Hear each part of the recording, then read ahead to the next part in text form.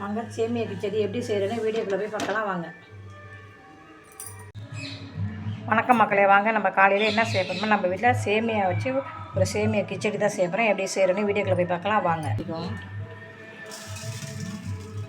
எண்ணெய் காய்ச்சி கருவு போட்டுக்குவோம்.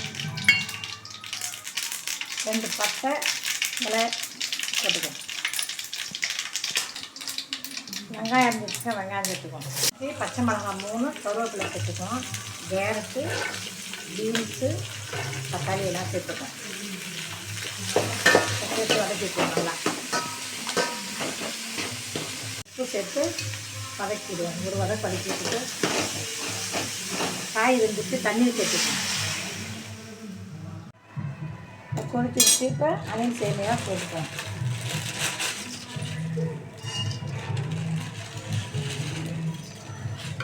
சூப்பரான கிச்சடி ரெடி பண்ணுங்க. சூப்பரான சேமியா கிச்சடி ரெடி ஆகிட்டு பார்த்தீங்களா? இப்போ லைட்டாக நெய் போட்டு இறக்கிட்டோம்னா சூப்பரான சேமியா கிச்சடி ரெடி.